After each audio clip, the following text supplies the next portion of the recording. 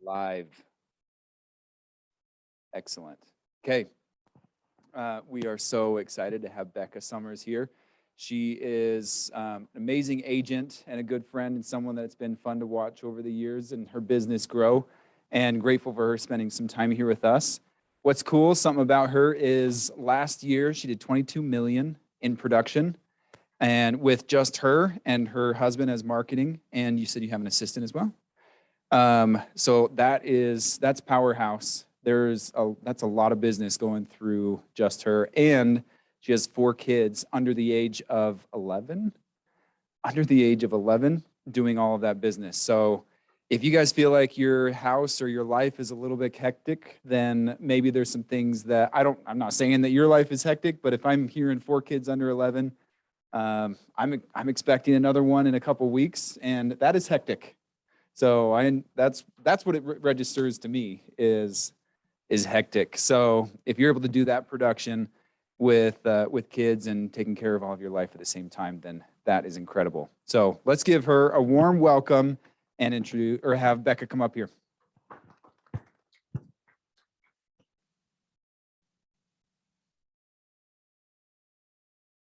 Okay, there we go. Hi guys, thanks for joining. So I am working on my KWU instructor certification, and part of that is I need to teach in other offices. So I teach in the Orem office all the time. That's where I'm from, but I figured I'd come up here because you guys are relatively close. So they gave me the option to pick what topic I taught on. And this is a class that I taught in Orem last year that got a lot of good feedback that I also feel like I'm qualified to teach. So before I jump into it, I like to kind of gauge the experience level in the audience to make sure we are teaching to your level. So who has been in real estate under a year? Okay, couple. 5 years and under? Okay, 10 years and under? And 10 years and above? Okay, so good mix. So we'll kind of talk all over. I've been a realtor for 8 years, so I started in 2013.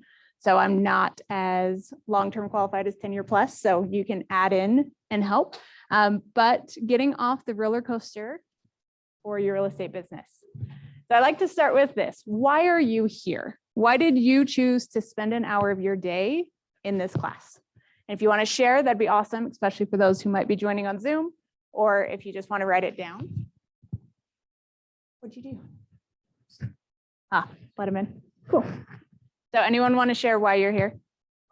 Yes. I'm new to this. I haven't run a business before, and so I thought I could business. Cool. What else? For those on Zoom, she said she's new to this and she wants to learn how to run a business. Anyone else? Okay. I won't make you share if you don't want to. But I do want you to write down why you're here, because your goal at the end is to have an actionable item to implement through this class. So I am kind of a nerd. On the disc profile, you'll see, well, you won't see, but I'm a high S, high C personality. So I like knowing the person teaching is actually qualified to teach, because I don't want to waste my time learning from someone who just implemented something or just did something or just heard about the concept. So this is my multi-year trends. I've been with Keller Williams the whole time. And I don't know if you can tell, but this is every single month of my life in real estate. And you can see I've closed something every single month. And the reason is because that S personality makes me be consistent and build my business. And I'm going to show you what I've done to do that. So that's my proof of success that I'm qualified to teach you. I did. That year, Brady, my husband sitting up front, quit his job and started working for me. So in 2020, which was a great year, if y'all remember that, he left his job and started working with me. So my business did double the year I hired him, which is quite impressive. Thanks, Brady. Okay, so we're going to talk about the seller cycle and the buyer cycle. So it takes 90 days from today to see your business close. Have you guys heard that concept before? Yes, no, maybe. So that is the big piece, because what happens is, do you guys have a pointer? Maybe. Okay. So we'll talk about seller cycle first. First, you meet with the seller. Then you get their home ready. So that can be really quick. I've had people list within 2 days of meeting with them. Actually, I have a listing that they called today and they're like, hey, we need to list. And we're going on the market tonight. It's a building lot, so a little bit easier. And I've had people take up to 6 months. So that's why it's this bigger piece, because it's going to take some time. And then getting your photo marketing, reviewing contracts, and then contract to close. And in this market, pointer, yay. Oh, but it doesn't point on the screen. Oh, well. And then on the buyer cycle, same thing, meeting with the buyer, getting qualified, shopping, writing contracts. And we did a continuing circle because this market's fun. You'll take them out, you'll write the offer, you'll put them under contract, they'll change their mind, or they won't win the contract, and you just keep circling, and then contract to close. So,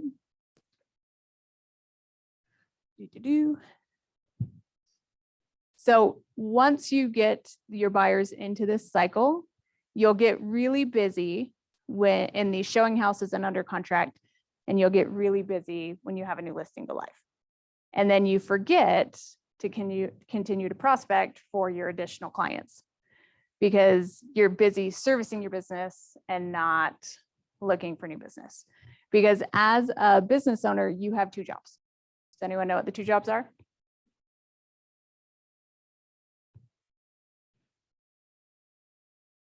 Okay.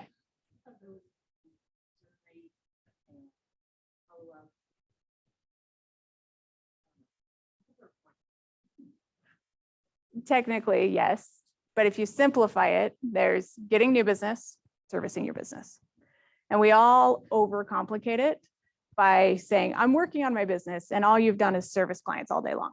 So if at some point during your day you haven't looked for new business, then you are going to be out of a job in 90 days.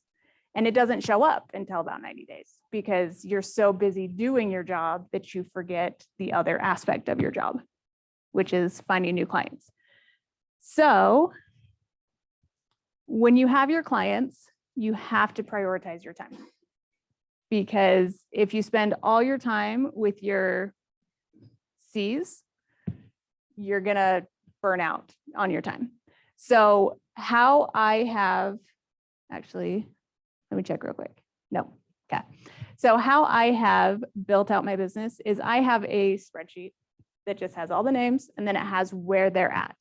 I call it a scoreboard because I took a Keller Williams class years ago that they called it a scoreboard. And I like the concept because if you're not keeping track, you don't know the score and you don't know if you're winning or losing. And with that scoreboard, I track based off of where they are at in the process. So you have your A's, which they are active, ready to. You should be talking to them almost daily because in this market, you have to be going. With your sellers, that would be your active on the market sellers. And then you have B, which is they're working on something. Either they're getting qualified, they're fixing their credit, but you couldn't actually write a contract if you come out today. These people, you should be talking to them every other week, have them on the hot sheet so they see what's in the market, but don't spend too much time on it. Because if you're showing B's properties, you're not getting active contracts. And then C is they can't do a transaction. And C is usually they cannot write a contract. B is they might not emotionally, mentally be ready. C, they cannot. Most of the time with my C's, it's either their lease isn't up for a couple more months and they don't have the money to buy out their lease, or they're selling their house, but they're going through probate, or they're going through repairs. So we're talking at least monthly, but we're not ready to go. And you know the rule, when they give you their timeline, you shorten it in half. So if they're like, I'm 6 months out, they're really 3 months out.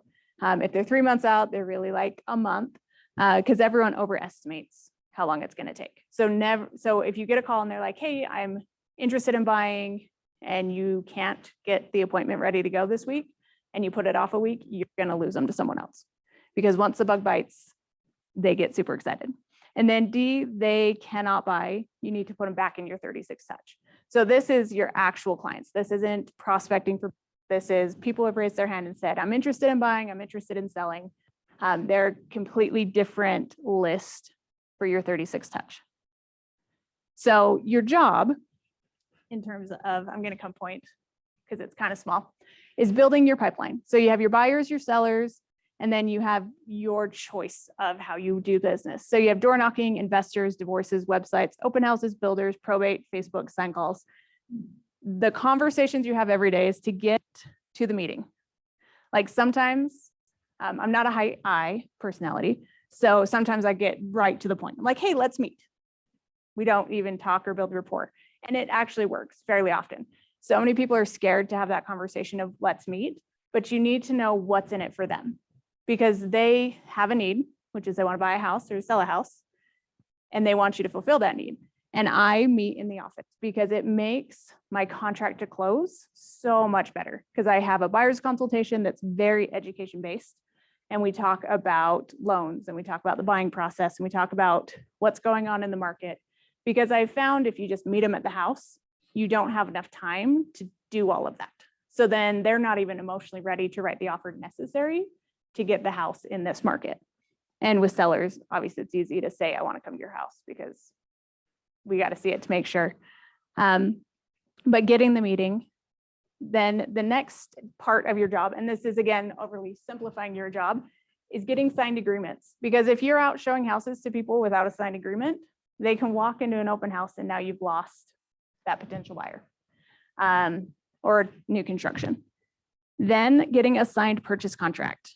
So that is refining your sales skills and educating your client on how to write an aggressive offer. Because how many of you have written more than 2 offers for a client in this market?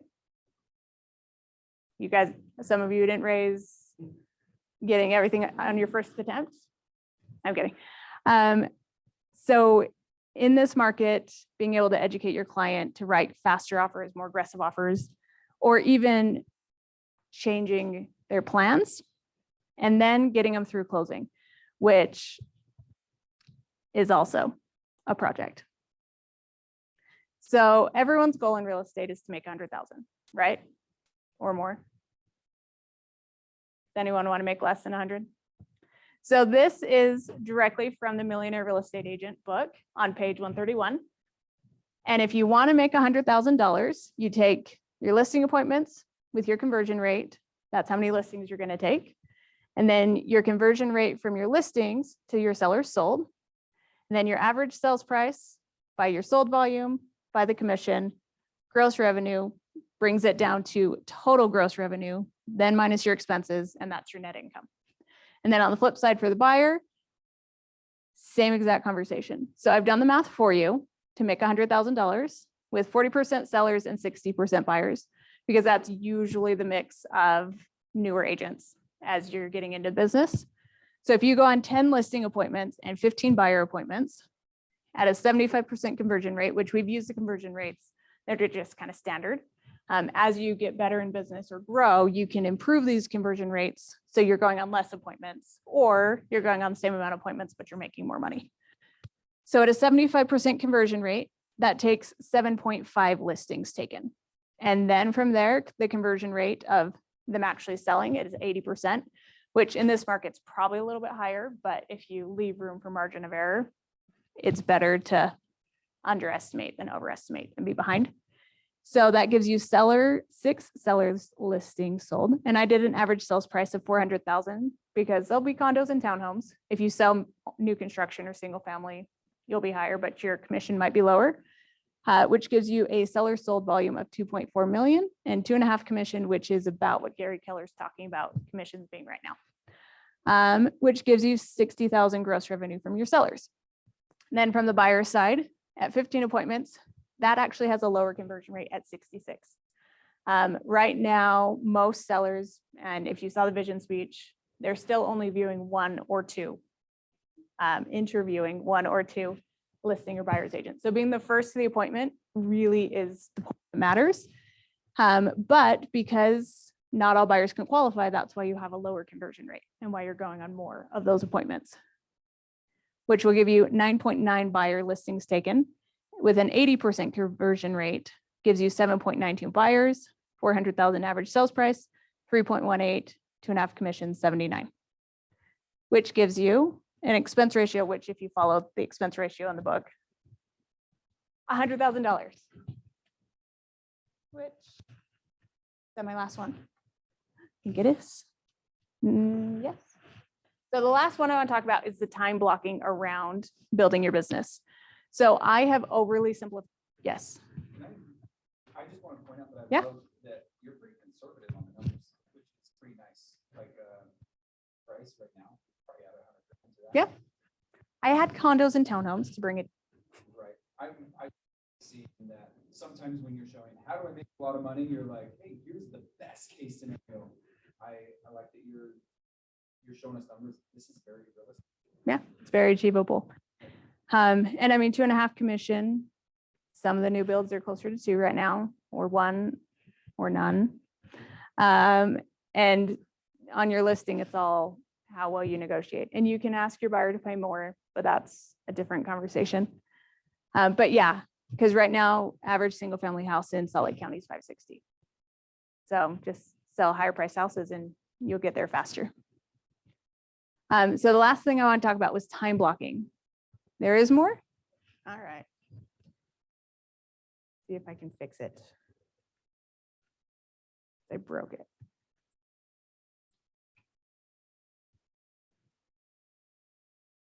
Aha.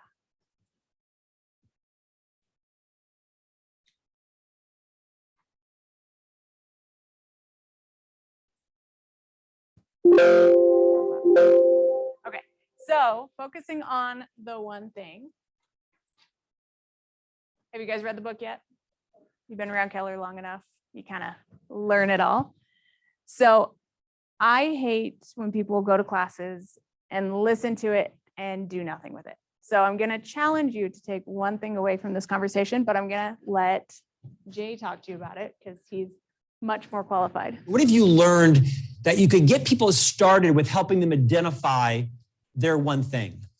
So hopefully when you read that question twice, some people listening to this immediately had an answer. The one thing maybe as a parent or as a spouse or professionally or as a leader. And they knew that that answer was that thing that if they were doing it, they would be having far better results than they are today. So the first step is identify what your one thing is. Because if you don't know it, your one thing is figuring that out. So having that in hand, an answer, and it's an activity, not a state of being. If you want to reduce stress, that's not that's an outcome. That's not an activity. So our goal is I'm going to meditate. I'm going to meditate for X hours a week or whatever. So the next thing that I do, we call it time blocking, is that you put that commitment on your calendar. It doesn't exist unless it's on your calendar. And our calendar becomes our boss. We just follow our calendar because our calendar reflects our priorities. So let's just go with the meditation thing. I'm going to meditate, let's call it 5 minutes a day. The minimum, the smallest possible domino, using our metaphor, to start getting momentum and building that habit. You don't start with 2 hours. You start with something you know you can accomplish, and you time block that early in the day. And then you just start protecting and living those time blocks. I think most people on this call have had a period in their life. Maybe they have to go all the way back to school when they're studying for their final exams or whatever, or they're preparing to run a marathon or something. It was so important. Everything else in their schedule revolved around it. I know what those times are. This is how we're playing right now. You're making a stand around that time block. In our experience and in the research we share in the book, when people identify their activity and then do this extra step of navigating their time about when and where they're going to do it, which is a calendar invite in my world, they're 3 times more likely to achieve their goal. So it's not terribly complicated. We said it was a simple truth, right?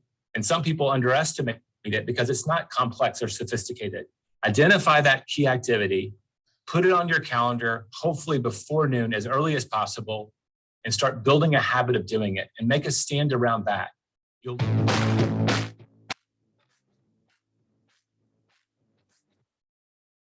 What have you learned that you could get people?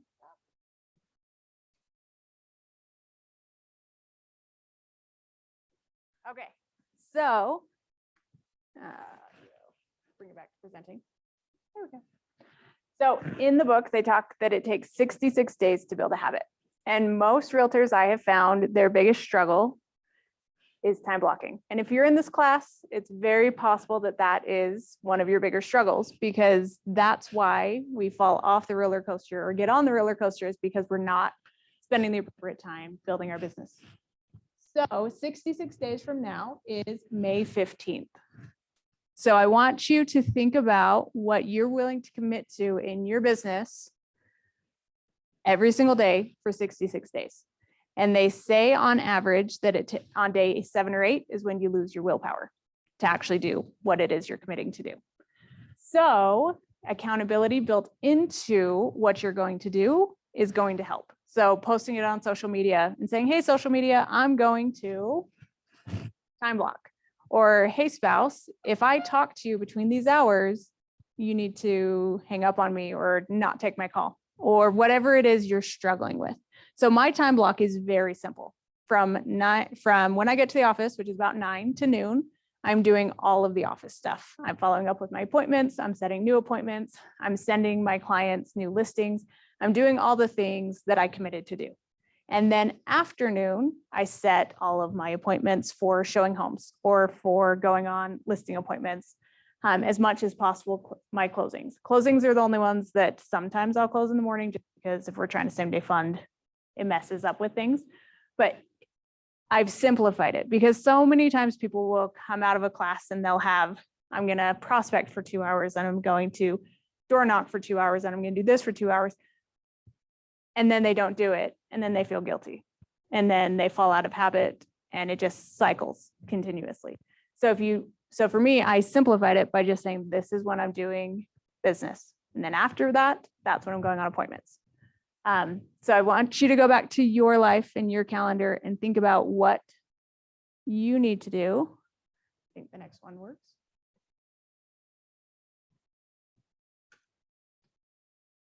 Okay, that was the one. We got rid of Batman. He designed it. So if you feel comfortable, I want you to share what your commitments are going to be.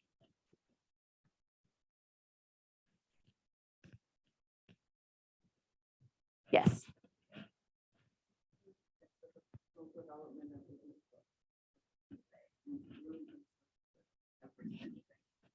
Yeah. Your willpower runs out. So what type of accountability do you can build around that? Well, I have a person. Nice. That is accountability. Nice. What else? Rich, I saw you raise your hand.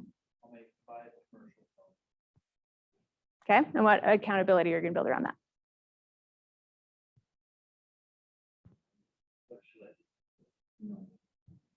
True. Yeah. Give me $1,000. That would hold me accountable. Yeah. I actually had an agent in my office do that. I was sitting by him and he's like, if I don't make my contacts by Christmas, because it was November, I'll give you $1,000. And he didn't make his contacts and he gave me $1,000. And I'm so impressed by him. Anytime he calls me, I'm going to answer his phone call. So go find a top producer and ask them to hold you accountable because they can give you a lot more business knowledge. Like he'll come ask me to comp stuff for him all the time. And I'm so impressed that, I was calling him every week to be like, how are you doing on your contacts? You know, I was doing the follow-up, but because he made the conscious decision to not do it, and he also knew the payment, he paid out, which I didn't expect, to be honest, but I was super impressed. Okay, so you can write checks. What other goals are we going to set? Yes. I'm sending a gratitude message every day. Nice. So you started with family reunion? And I started about 5-6 days ago. Okay. So you're getting close to that willpower running out? Yeah. So what accountability do you have? So I have on my office, we go by my office and you guys can all check on and ask me, but I have my 66-day chart set up and On the outside of your drawer or on the inside? outside. Outside. Nice. I like it. It's really good. And now you all know if he hadn't already told you. So now you can stop by and be like, hey, I've done it. If you check on me, then we'll send you a gratitude message. There you Just say go. thank you. That makes it really easy. Anyone else want to share what they're going to commit to? Okay. So I'm going to open it up to Q&A. That is all I have for the slideshow. But yeah. And anything's open. Like I'm a very open book. So if you want to know about my business or about aspects, it doesn't have to just be about this. Yes.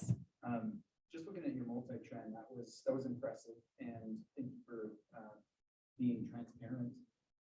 From the year that you really did, you doubled your business from one year to the next, and for someone doing 11 million in 1 year, like that's a good business, and you doubled that to 22 the next year. By adding people to your team, you have people. What sources of income would you say your business came from that works for you, especially in your building years? If you wanted to add something, like what specific things would you say work well for you to get the business? So the biggest factor that doubled the business was consistency on my 36 touch. So I don't care nearly as much about branding as I should. The man with the branded shirt and the branded slideshow cares a whole lot more than I do. So the year I hired him, we took the 30, and our database is like 265 people ish. Yeah. So it's a pretty small database, but we hired him and we consistently were sending out the 36 touch. So we have the postcard, and that was the one that most of my clients mentioned, that they were like, I've noticed I get a postcard every month. Where before it was like, I'd send a postcard, I'd forget about it. But just the consistency built into the business, because I had been very focused on database my whole career. And at that point, let's say I started in 13 and that was 2020. So however many years that was. So I'd already been building it. And then my other sources are lender referrals. And then we do a lot of social media is a big aspect. So like we have a YouTube channel and we have Instagram and we have TikTok and all the things. Like, is that what you mean by social media, or just posts? Just content creation. Yeah. So our Facebook page has 22 followers because he wrote a viral post and we have a ton of followers. And then just building out content that keeps us top of mind, because that's all your job really is. Like if we really simplify it, is to remain top of mind. So when someone thinks of a buyer or a seller, you're the first or second person they think of. And that's what the 36 touch does. Other questions? Yes, Daniel.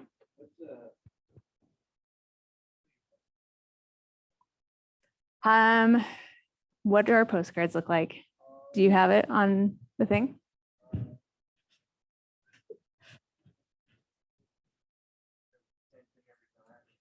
No.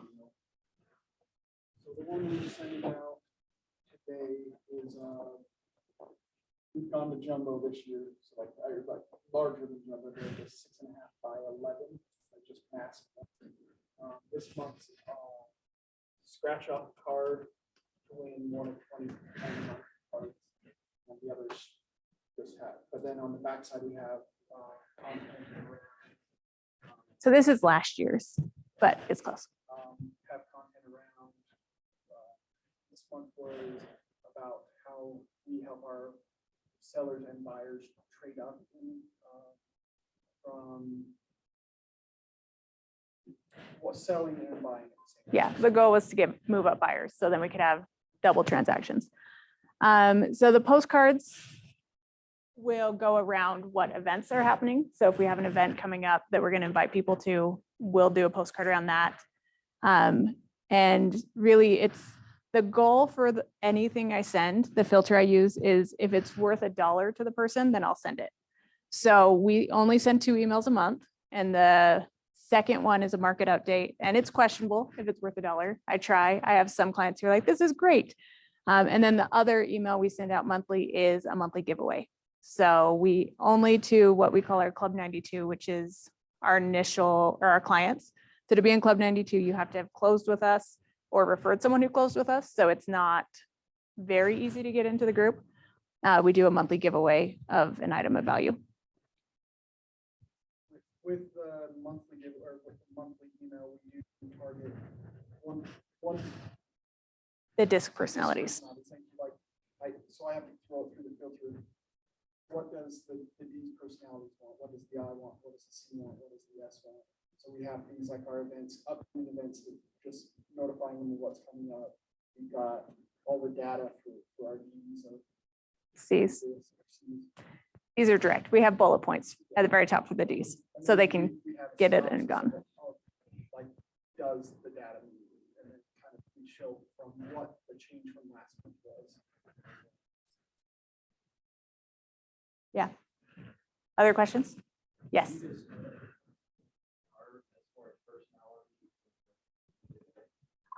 No, we just know that most of the population is a mix. And so we want to make sure that each personality gets that attention. I know based off of working with them. So I change my communication style when I'm working with them, but the email itself is meant to work for all personalities. Yes, I think so. So, hey, I want to dig into your notes. With your database, you're about 250, you said? Yep. So here's one He's thing I looking it up. struggle with is, 'cause I've been running a business for 25 years, and it, it ups and downs and stuff, but I've grown it and then I've shrunk it, and I'm curious in your opinion, do you have a max on how many people you can stay in relationship with? They say it's 200, which I think is pretty accurate.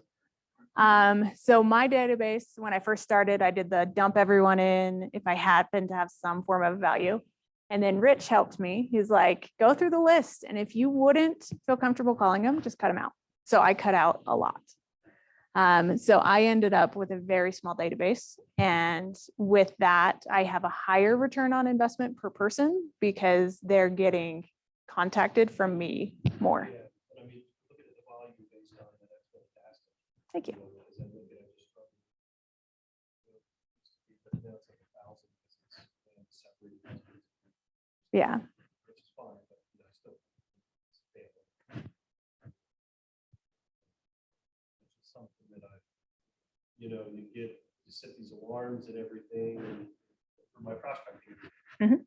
And it's like, are you spending much time with people that you only catch them once a year, once every 18 months? Or do you just keep them in a 36 touch and no phone calls and spend time? It sounds like you spend the time with smaller group of people. You do more for smaller group of people. Yeah, and I definitely have those in my database who do not return, do not contact, don't do anything, but they're still getting the same 36 touch. They just may never respond back to my communication. 400, if we take out our Facebook, 396. Okay, it is higher than I thought. When 2 years ago, it was right around. Okay, when he took over and I stopped having to care. Yes. Oh. Yeah. Any transactions? Yes. You want to pull it up? So this is where the tracking. So this is what my scoreboard looks like. It's very boring. So I have the appointments, my leads, who's under contract, my out-of-state referrals, where they came from.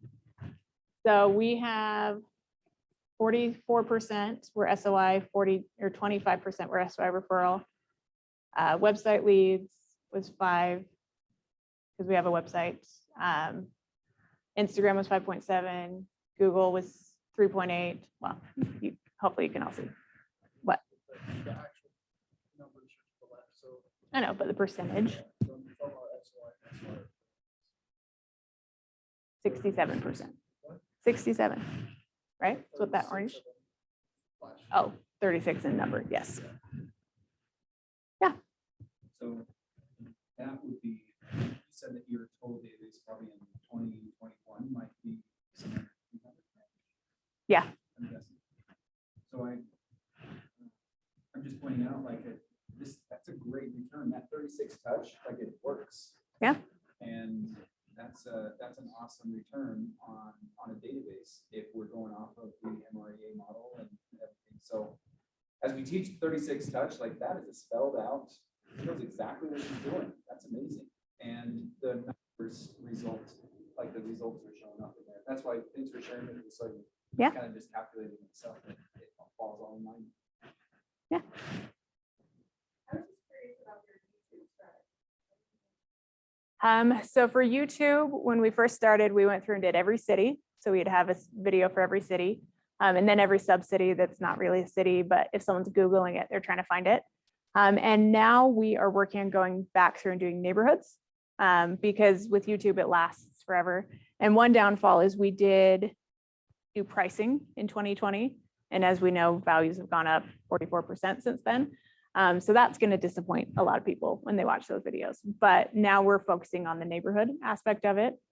So a lot of builders were like Daybreak, or well, we did Daybreak in the first round. But we post just once a week. And the goal with that is relocation buyers, because there are so many people moving into state. So I think last year we did 2 or 3. I don't remember either. Yeah. Other questions? Yes. It's always been pounded in that it has to be 4 phone calls. Uh-huh. But a lot of people are obviously trying to move more towards texting or more automated things. Mine are not phone calls. I'm sorry. Yeah, so with all the events we're doing, it's a lot of texting and a lot of seeing people in face. But yeah, I don't call people. I know I shouldn't tell people that. Okay, it kind of sounded like that. Yeah. You're still getting a great return. Yeah. That's the point to realize. It's true. You can do without calling, but yeah, but I'm also that generation that they don't want me to call them. So hopefully that helps. Yes.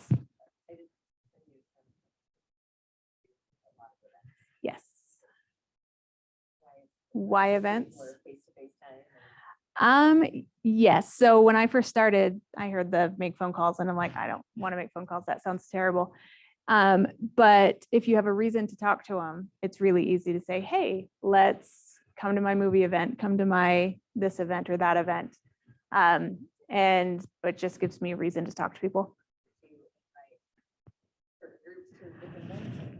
It depends on,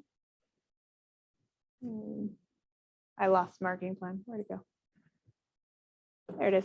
It depends on the event. So our Club 92 event is only for the past clients. And I always do that in January because everyone's bored in January. But that one's a high dollar value. Like I spend a lot more money on that event.